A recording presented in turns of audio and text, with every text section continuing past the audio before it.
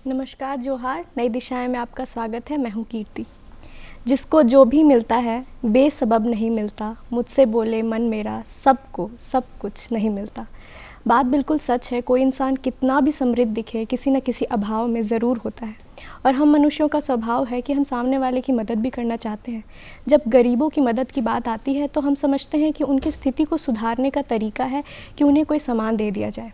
पर आपका दिया हुआ राशन, आपका दिया हुआ कपड़ा, पैसा, सब कुछ बस चंद दिनों का ही होता है और कुछ समय बाद वो ख़त्म हो जाता है। अगर आप सच में उनको सबल बनाना चाहते हैं तो एक ही ज़रिया है, शिक्षा। शिक्षा दे करके आप उनके आने वाली सभी पीढ़ियों को उस गरीबी से उभार सकते हैं। आज हमारे बीच जो मेहमान मौजूद हैं वो वही काम कर रहे हैं। समाज में जितने भी गरीब लोग हैं, वंचित वर्ग हैं, उनको वो मुफ्त में शिक्षा देते हैं।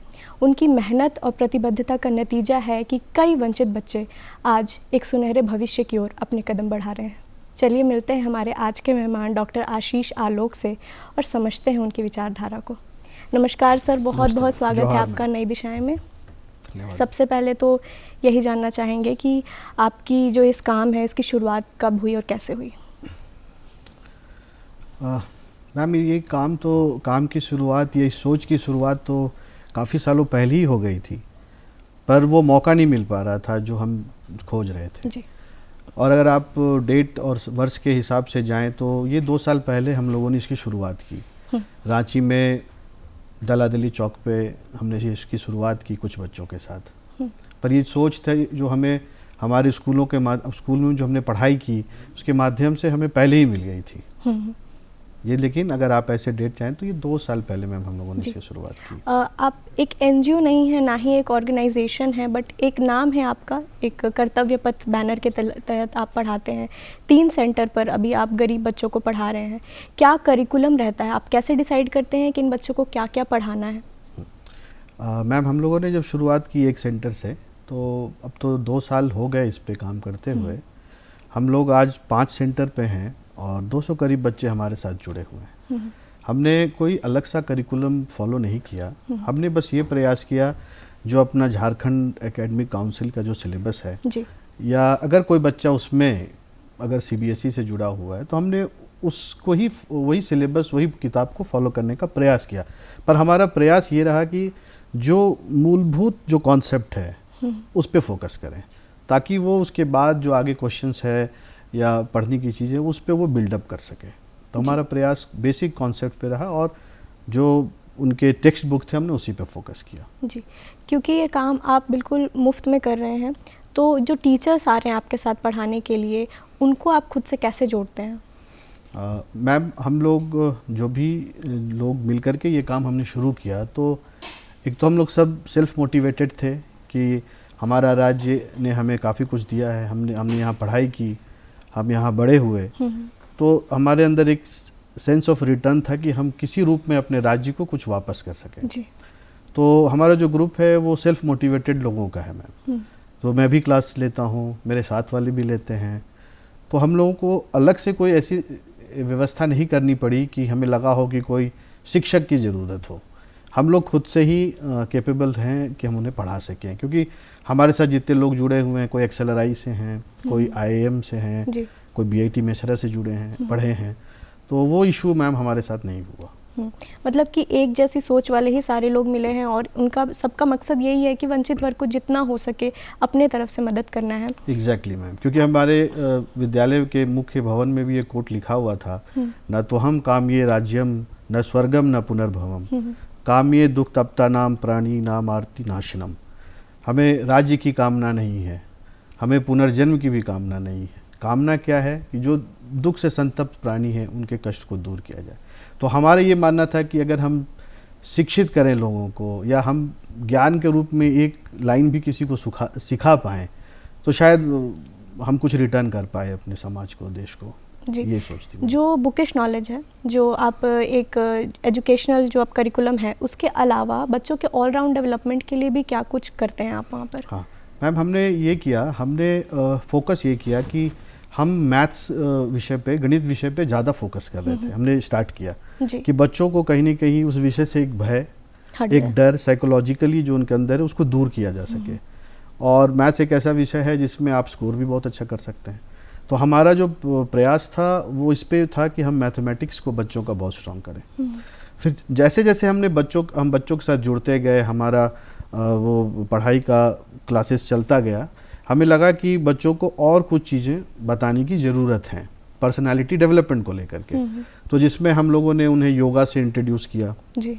हमने उनको इंग्लिश स्पोकन के लिए, इंग्लिश कॉन्वर्सेशन के लिए उनको इंगेज किया, जनरल नॉलेज के लिए उनको इंगेज किया, जैसे राज्य के मुख्यमंत्री कौन है, इस तरह के सवालों के साथ हमने शुरुआत की जी मैम। यही हमने इसको किया। एक्स्ट्रा करिकुलर में हमारा ये रहा, कुछ गेम्स हुआ, कुछ एक्टिविटीज़, इसको हमने इस पर फोकस किया। आपके काम करने का प्रोसेस जानना चाहेंगे, बच्चों को कैसे पता चलता है आपके बारे में, वो आप तक पहुंचते कैसे हैं? इसके लिए तो मैम मैं उन पेरेंट्स को धन्यवाद देना चाहूँगा, उन अभिभावकों को धन्यवाद देना चाहूँगा जिन्होंने हम लोगों पे विश्वास किया। 2 साल पहले हम एक किन्हीं लोकल कॉन्टैक्ट की मदद से दलादली चौक की बस्ती में गए और हमने 1-2 पेरेंट्स से बात की कि आप हमें मौका दें पढ़ाने के लिए।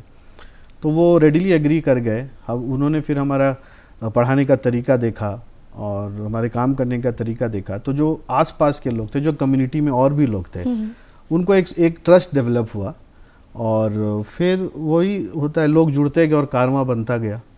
फिर हमें कभी प्रॉब्लम नहीं। और अच्छी बात मैम ये थी कि सारे जो अभिभावक थे उस एरिया में या बस्ती में, वो बहुत हेल्पफुल रहे, खास करके मदर्स जो थी वो काफ़ी बच्चों को पुश करके नहीं क्लास जाना होगा करके वो उनको भेजती थी। जबकि संडे एक दिन है, छुट्टी का ही दिन है, पर वो भेजती हैं उनको। तो वो अभिभावक का और स्पेशली मदर्स का बहुत योगदान रहा है इसमें जी। तो मतलब आपको 2 लोगों का सपोर्ट है, एक तो बच्चों के पेरेंट्स भी इसमें बहुत इंटरेस्टेड हैं, खुद से भेज रहे हैं, और साथ ही साथ में आपको ऐसे लोग भी आपके साथ जुड़ गए जो ऐसा ही काम करना चाहते हैं। पर क्या कुछ चुनौतियां आपको देखने के लिए मिली? जैसे अगर हम अर्बन बच्चों की बात करें तो उनके लिए शायद फ़ोन एक डिस्ट्रैक्शन है, उनको पढ़ाने के लिए इन सब चीज़ों की चुनौतियों को पार करना पड़ेगा। उन बच्चों के साथ क्या चुनौतियाँ हैं जो आपको अपने काम में देखने के लिए मिली है? मैम चुनौतियाँ तो काफ़ी हैं एजुकेशन में, सिस्टम में, बट अच्छी बात क्या है ना कि बच्चे पढ़ना चाहते हैं जी। नहीं, एक ज़िद है कि वो पढ़ें, और उनके साथ साथ अभिभावक भी चाहते हैं कि एक भी अगर आप परमानेंट चीज़, अगर आप जैसे आपने अपनी बात में आपने कहा कि आप किसी को राशन दे दीजिए, वो एक समय तक ही रहेगा, पर अगर आप किसी को शिक्षा देंगे ना, वो जीवन भर उनके साथ रहेगा जी। तो अभिभावक ये जानते हैं कि उनके बच्चों को अगर अच्छे से गाइडेंस मिल जाए, मेंटर मिल जाए, तो वो आगे बढ़ सकते हैं। तो चुनौतियों के रूप में हमारे साथ तो सबसे पहले था कि हमारे पास जगह नहीं था कि हम बच्चों को कहाँ बैठा के पढ़ा सकें। उसके लिए भी मैं अभिभावकों को धन्यवाद हमारी टीम देना चाहेगी कि उन्होंने अपने ही आंगन में हमें बैठने के लिए जगह दिया जी। उन्होंने हमें दरी दिया, बोरा दिया, अब बच्चे वहीं बैठते हैं, हम भी वहीं बैठते हैं और बहुत सहयोग मिलता है जी। एक तो चैलेंज ये हुआ। दूसरा चैलेंज हुआ कि गर्मी बहुत है, अगर वेदर जो चैलेंज प्रोड्यूस कर रहा है, जो बारिश हो रही है, तो क्या करेंगे? तो भी उन लोगों ने हमें छत दी कि आप, ये हॉल जैसा छोटा सा है, आप यहाँ बैठिए, यहाँ पढ़ाइए। और इन वेदर्स में, इन मौसमों में बच्चे आना नहीं चाहते थे कि गर्मी है या बहुत बारिश हो रही है, तो भी फिर मैंने कहा ना, मदर्स उनको भेजती थी कि नहीं, इसको भेजिए, ये क्लास करेगा जी। गोल क्या है? क्योंकि एक सेंटर से अभी ये 3 सेंटर हो चुका है, आने वाले समय में आप इस कर्तव्य पथ को आगे और कहाँ देखते हैं? मैम हम लोगों ने अभी रांची में 5 सेंटर्स कर लिए हैं। अच्छा। और अभी हमारा प्रयास है कि हम और इस रांची ज़िले में चीज़ों को बढ़ाएं।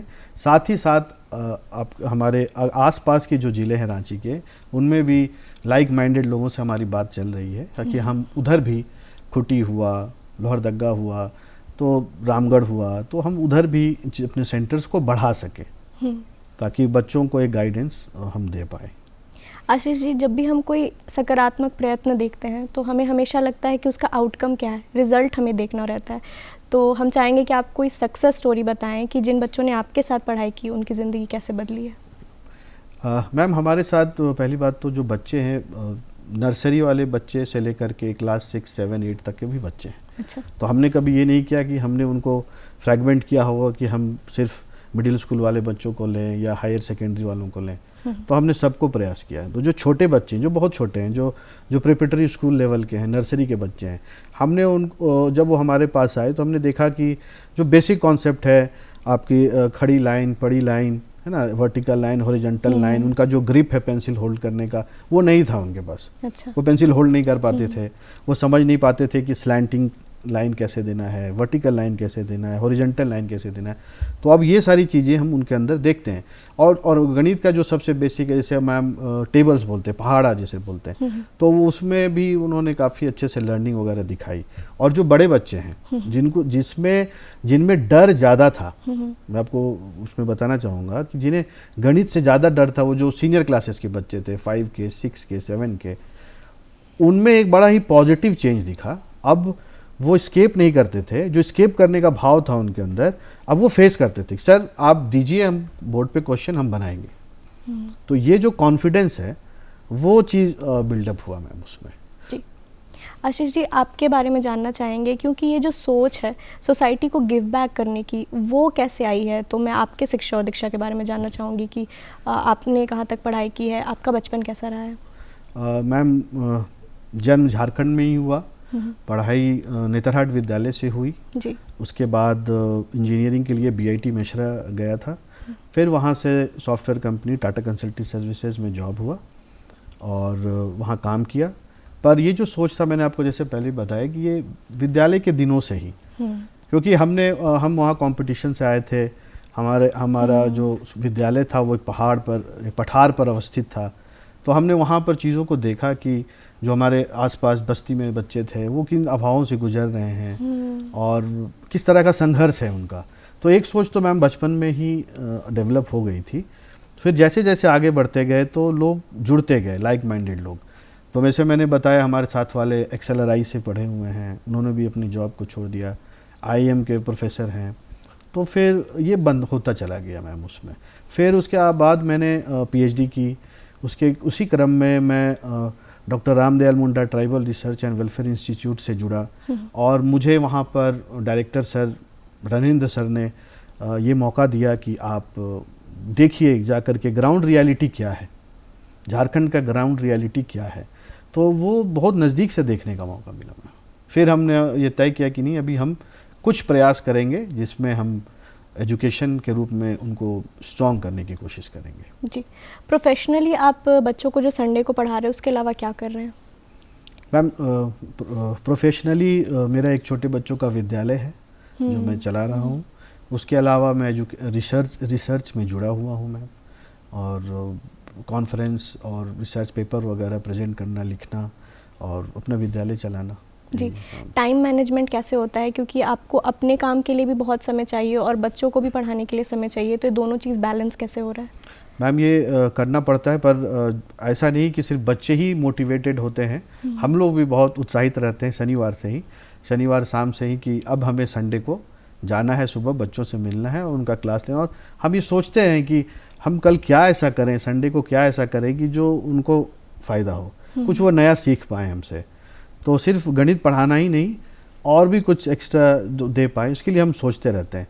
और बाकी मैम अच्छे काम के लिए समय की कोई कमी नहीं है, चाहे तो कर सकते हैं इंसान। और हम ये क्यों वेट करें कि सारा जो सरकार को ही सारा काम करना है, हम भी खुद अपने स्तर पे हम लोग प्रयास कर सकते हैं। मान लीजिए कि अभी नगर निगम का कार्य है कि वो कचरा वगैरह उठवा दें, तो एज ए सिटीजन हम भी तो कचरा सही जगह फेंक सकते हैं। तो यही चीज़ है मैम, हम सरकार को एक तरह से सहयोगी मिल जाए इनडायरेक्टली, पर हम वेट नहीं करेंगे किसी के लिए, हम खुद से करेंगे, तो समय का इशू नहीं होता है मैम उसमें। आशीष जी, आप tribal welfare and research institute से भी जुड़े हुए हैं, तो उस विषय में भी लेकर के मैं जानना चाहूँगी कि हमारे राज्य में जो आदिवासी समुदाय से बच्चे आते हैं उनकी शिक्षा की क्या स्थिति है? मैम हमारा राज्य 5वीं अनुसूची का है, 5th शेड्यूल राज्य है, जहाँ पर एक अच्छा percentage of schedule tribe population है। अभी उस पर गौर करने वाली बात यह है कि हमारा जो लिटरेसी रेट है झारखंड का 67% है, पर आप शेड्यूल ट्राइब की बात करेंगे तो वो 57% ही है। और नेशनल लेवल पे अगर शेड्यूल ट्राइब की लिटरेसी की बात करेंगे तो वो 59% है। तो आप देखिए कि नेशनल लेवल से भी हमारा लिटरेसी रेट थोड़ा कम है। तो और उसके अलावा हमारे राज्य में 32 शेड्यूल ट्राइब ग्रुप्स हैं, जिसमें 8 जो है वो PVTG कैटेगरी में आते हैं। तो अभी क्या है, वेरिएशन बहुत है, 32 तरह के लोग हैं। अभी क्या है कि उनकी भाषा अलग, उनका कल्चर अलग, तो ये काम करने के क्रम में हमने ये देखा कि आपने तो एक सोल्यूशन सबके लिए वाला काम नहीं चलेगा। आपको पीवीटीजी के लिए सोचना पड़ेगा, आपको अदर ग्रुप्स के लिए भी सोचना पड़ेगा। तो उनकी मातृभाषा में आपको उनकी शिक्षा, प्राइमरी शिक्षा जो है कम से कम उनकी मातृभाषा में हो, उनके लिए जो बुक्स हो, जो करिकुलम हो, उनकी मातृभाषा से संदर्भ रखती हुई हो। तो ये बहुत ज़रूरी है। और जब तक वो शिक्षित नहीं होंगे, अभी समस्या दूसरी क्या है ना कि वहाँ आपके पास नेटवर्क नहीं है, वहाँ आपके पास प्रॉपर ऐसे एक्सेसिबल चीज़ें नहीं है, शहर दूर है। तो वहाँ तक अगर पहुँचना है तो सिर्फ शिक्षक नहीं चाहिए, मोटिवेटेड शिक्षक चाहिए आपको। सरकार में अगर जो शिक्षक वहाँ पढ़ाने जाते हैं उनको मोटिवेटेड होना बहुत ज़रूरी है जी। तब फिर वो बच्चों को उस स्टैंडर्ड पे ले आएंगे और वो जो ड्रॉप रेट है वो भी कम होगा। अगर हमारा शिक्षक हमें मोटिवेट करता है तो हम खुशी खुशी जाएंगे। तो ये मॉडल अगर अपनाएं कि अगर शिक्षकों में एक मोटिवेशन समहाउ क्रिएट हो जाए तो आप देखिएगा जो शिक्षा में ड्रॉप रेट है वो ऑटोमेटिकली गिर जाएगा और बच्चे जो हैं वहाँ जाएंगे, पढ़ेंगे। तो ये समस्या उसमें मैं देखता हूँ जी। फैमिली से सपोर्ट कैसा है, क्योंकि आप प्रोफेशनली भी काम कर रहे हैं, इसके साथ में आपको एक संडे मिलता है वो भी आप बच्चों के लिए दे दे रहे हैं। तो कई बार होता है कि घर से ही इतना क्वेश्चन हो जाता है कि आप बहुत टायरिंग हो जाता है इंसान के लिए। तो फैमिली से सपोर्ट कैसा है? फैमिली के सपोर्ट के बिना मैम कोई तो कुछ कर नहीं सकता है। माता पिता हों, भाई बहन हो, पत्नी हो, बच्चा हो, सबसे सपोर्ट मिलता है। वो उन्हें बहुत अच्छा लगता है कि इस तरह का। इनफैक्ट मैं अपनी बेटी को भी लेकर के जाता हूँ कि चलो वहाँ बैठो, सीखो, देखो हम क्या कर रहे हैं। तो ये पूरा सहयोग मिलता है मैम, क्योंकि उनको पता है कि हम अच्छा काम कर रहे हैं। तो परिवार भी चाहता है कि आप अच्छा करें, लोगों को कुछ सिखाएं, तो वही प्रयास हम लोग करते हैं जी। आप एक बुक भी लिख रहे हैं, उस विषय में जानना चाहेंगे, किस विषय में है? मैम मेरे जो बुक है वो एक काइंड ऑफ रिसर्च बुक है जो गुड गवर्नेंस इन झारखंड, और उसको हम अचीव कैसे कर सकते हैं, झारखंड में सुशासन कैसे ला सकते हैं, वो आप ई गवर्नेंस का इस्तेमाल करके। क्योंकि आज के डेट में जो हमारा विकसित भारत का कॉन्सेप्ट है, 2047 का जो कॉन्सेप्ट है, उसमें है कि आप किस तरह गवर्नेंस सिस्टम को दूर दराज के गाँव तक पहुँचाएँ और डोर स्टेप तक पहुँचाएँ। सरकार वर्क कर रही है उस पर, तो मैं वही प्रयास कर रहा हूँ कि उसमें हम और क्या ऐड कर सकते हैं, क्या कमी हो रही है, उसको कैसे दूर किया जाए, क्या सोल्यूशन है, क्या चैलेंजेस है, वो प्रयास मैंने उस बुक में करने का प्रयास किया, डालने का प्रयास किया है। तो गुड गवर्नेंस इन झारखंड, वो यूजिंग ई गवर्नेंस। अगर आपकी किताब गुड गवर्नेंस पे है तो मुझे लगता है कि ये सवाल का जवाब आप बहुत अच्छे से दे पाएंगे कि एजुकेशन सिस्टम में एजुकेशन सिस्टम या फिर बच्चों की शिक्षा में जो भी कमियां अभी तक आपने बताई, उसके लिए क्या कुछ किया जा सकता है कि एक बहुत बेहतर स्थिति हो जाए उनके लिए? पहला तो मैम इनर्शिया से दूर होना। इनर्शिया मतलब जड़ता। हम आज यहाँ बैठ गए, ये हम सोचे कि सरकार हमारे लिए सारा काम करेगी, ये जो जड़ता है ना, ये जो इनर्शिया है, ये दूर करने की जरूरत है। आप खुद निकलिए बाहर, आप प्रयास करें।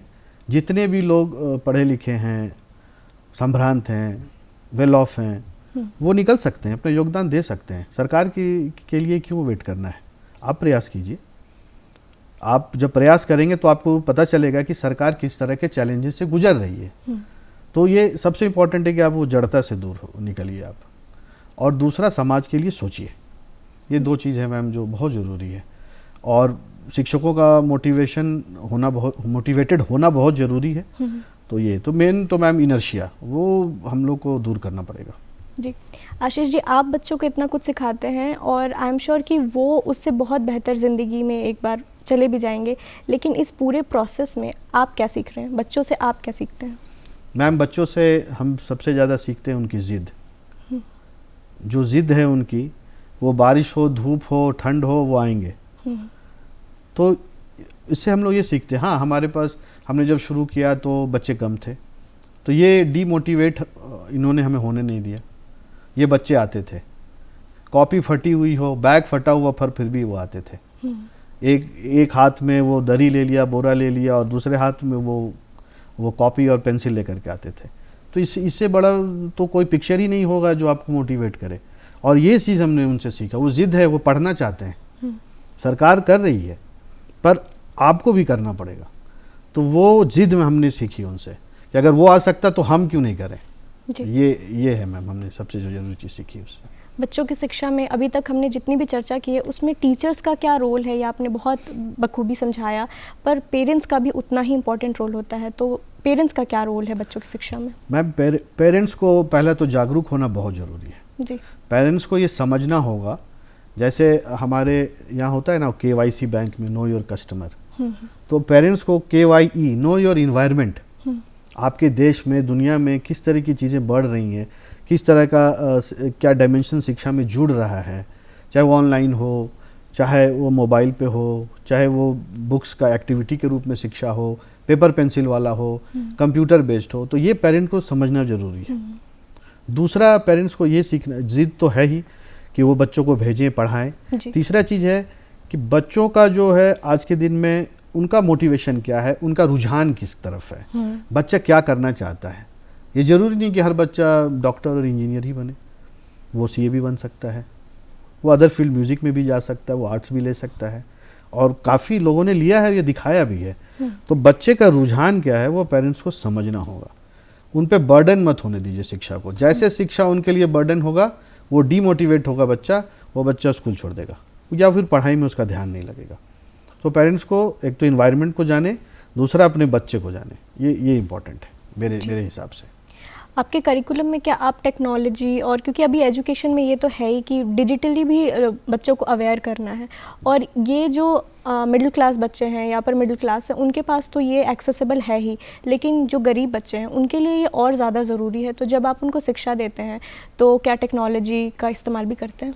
मैम, टेक्नोलॉजी का उतने बड़े स्वरूप में हम इस्तेमाल नहीं करते हैं जी। हमारा फोकस है कि पहले उनके कॉन्सेप्ट्स को क्लियर करें। पेपर पेंसिल जो हमारा है उस पर हम फोकस ज़्यादा करते हैं ताकि उनका ग्रिप बन सके। अगर हम उनको मोबाइल दे दें या लैपटॉप पे काम कराएं तो वो ग्रिप जो बनने की बात होती है, जो प्रिंसर ग्रिप जिसको बोलते हैं, तो ये ग्रिप नहीं बन पाएगा। दूसरा चीज़ मैम कि जब तक पेपर और पेंसिल से या पेपर और पेन से बच्चा यूज टू नहीं होगा तो वो एग्जामिनेशन फोबिया से दूर नहीं होगा। 10th का बोर्ड हो, 12th का बोर्ड हो, 8th का बोर्ड हो, तो आपको पेपर पेंसिल से दोस्ती करनी पड़ेगी। तो अभी हम जो 2 साल में हमने किया, हमने ये फोकस किया है कि उनके लिए एक टेक्स्ट बुक उनको दिया जाए, उनको एक कॉपी दी जाए, पेपर पेन दिया जाए, पेंसिल दिया जाए, और वो स्क्रिबल करें, वो लिखें, वो सम क्वेश्चन अगर बना रहे हैं तो उस पर बनाएं, वो उस पर यूज टू हो जाए। जब वो लगेगा कि वो वेल वर्स्ड हो गए, वो यूज टू हो गए, फिर हम लोग उनको नेक्स्ट स्टेज पे ले करके मूव करेंगे। जी। शिक्षा देने का कोई एक पर्टिकुलर तरीका नहीं होता है, टीचिंग के बहुत सारे मेथड्स होते हैं, चाहे वो ग्रुप डिस्कशन हो, क्लासरूम हो, या फिर प्रोजेक्ट्स या असाइनमेंट देना हो, तो हर चीज़ तो वहाँ पर पॉसिबल नहीं हो पाता है। तो जब प्रोजेक्ट या असाइनमेंट की बात आती है, क्योंकि बच्चों को समझाना है तो कोई एक तरीके से नहीं समझ रहे हैं, तो ये टीचर का ही रिस्पॉन्सिबिलिटी है कि वो तरीका बदल दे, क्योंकि बच्चे को समझाना ही अल्टीमेट गोल होता है। तो ये प्रोजेक्ट्स, असाइनमेंट्स, इसमें पैसे लगते हैं, तो अगर बच्चों को आप ये सब असाइन करते हैं तो उसके लिए फंडिंग कैसे होती है, या वो आप करते हैं या नहीं करते हैं? मैम, हम लोग किसी से फंड नहीं लेते, हम लोग अपने स्तर पे ही सारी कामों को करते हैं। हमारा खर्चा नहीं है वैसा। हमको अगर होमवर्क देना हो, असाइनमेंट देना हो, तो हम उनको बोर्ड पे हमने उन्हें लिख दिया। अगर उनको LCM का होमवर्क देना, अगर हमने पढ़ाया है तो हमने वो बोर्ड पे ही LCM का लिख दिया, बच्चा उसको कॉपी में नोट कर लेता है, फिर वो उसी कॉपी में बना करके अगले क्लास में लेकर आता है। तो हमारा वैसा कुछ कॉस्ट ही नहीं है, तो हमें फ़ंड की ज़रूरत वैसी नहीं पड़ती है जी। बहुत हुआ तो स्टेशनरी का छोटा मोटा कॉस्ट होता है, उसके लिए हम लोग कहीं नहीं जाते, वो हम लोग खुद अपने लेवल पे मैनेज करते हैं। और तो बच्चा खुद भी पेंसिल कॉपी तो लेकर आ ही रहा है, तो फिर कॉस्ट क्यों बनाना, क्यों बढ़ाना। और जो टीचर हैं या जो हम पढ़ा रहे हैं उनको, तो हमारा प्रयास ये रहता है कि हम उनको बोर्ड पे लेकर के आएँ। हमारा जो तरीका है वो देखिए मैम, दिक्कत क्या है कि अंडर प्रिविलेज जो बच्चे हैं ना, उनमें कॉन्फिडेंस की कमी हो जाती है, वो देश दुनिया समाज को देख करके। तो वो अगर आप डर उनका निकाल देंगे ना, तो वो बहुत कॉन्फिडेंट होगा बच्चा। और उनको हम बोर्ड पे लेकर के आते हैं, उनको कहते हैं कि आप यह सवाल बनाओ, और वो बनाता भी है। अगर वो घबरा रहा है या उससे नहीं बन रहा है तो हम उनको हेल्प करते हैं। तो मुझे लगता है कि ये सबसे सही तरीका है कि आप उनको बोर्ड पे लाइए, उनको सामने लाइए, ताकि कल को जब वो अपने स्कूल जाएँ तो वो उनको लगे नहीं मुझे आगे आके बोलना है। तो ये चीज़ हम करने की कोशिश करते हैं, और हमें कोई फंडिंग वंडिंग की जरूरत नहीं पड़ती है। आशीष जी, आज हमारे जितने भी दर्शक देख रहे हैं उनमें से कोई भी अगर आपसे प्रेरित हुआ है या फिर आप शिक्षा को लेकर के कुछ कहना चाहते हैं तो वो क्या होगा? मैम मेरा संदेश होगा जो हमारे यूथ हैं, जो हमारा यंग पॉपुलेशन है, कि आगे आओ, आगे आओ और कुछ योगदान करो। ये इंतज़ार मत करो। तो ये भी कहते हैं ना कि आप भगवान के भरोसे मत बैठिए, क्या पता भगवान आपके भरोसे बैठा हुआ हो। तो आप आगे आइए, जो योगदान आप कर सकते हैं देश समाज के लिए, जो देश समाज राज्य जिसने आपको दिया है, आप उन्हें रिटर्न करने का प्रयास कीजिए और अच्छे और ईमानदार तरीके से प्रयास कीजिए, तो बदलाव आएगा और वो दिखेगा बदलाव। यही मेरा मैसेज होगा। जी, बहुत बहुत शुक्रिया आशीष जी हमारे Thank you, साथ जुड़ने के लिए और अपने काम के बारे में इतनी सारी जानकारी साझा करने के लिए। ये बात बिल्कुल सच है कि अगर हम कुछ अलग करना चाहते हैं, कुछ गिव बैक करना चाहते हैं सोसाइटी के लिए, तो उसमें हमको रिसोर्सेज की ज़रूरत नहीं है, ज़रूरत है तो बस एक इंटेंट की। और हम सच में कह सकते हैं कि बिना बच्चों से पैसे लिए, बिल्कुल मुफ्त में शिक्षा दे करके आप सच में एक नई दिशा दे रहे हैं एजुकेशन के फील्ड में। बहुत बहुत शुक्रिया हमारे साथ जुड़ने के लिए। इसी तरीके से हर हफ्ते हम अलग अलग मेहमानों से आपकी मुलाकात करवाते हैं जो किसी न किसी फील्ड में एक सकारात्मक बदलाव लाने के लिए प्रयासरत हों। आज के लिए इतना ही। हमारा आज का कार्यक्रम आप दूरदर्शन झारखंड के यूट्यूब चैनल डीडी झारखंड पर जाकर के देख सकते हैं। इसके अलावा अब हम टाटा प्ले पर भी अवेलेबल हैं, 1145 चैनल नंबर पर, आप हमें वहाँ भी देख सकते हैं। अब मुझे दीजिए इजाज़त, मैं मिलूँगी आपको नई दिशाएँ के अगले अंक में। तब तक के लिए जोहार।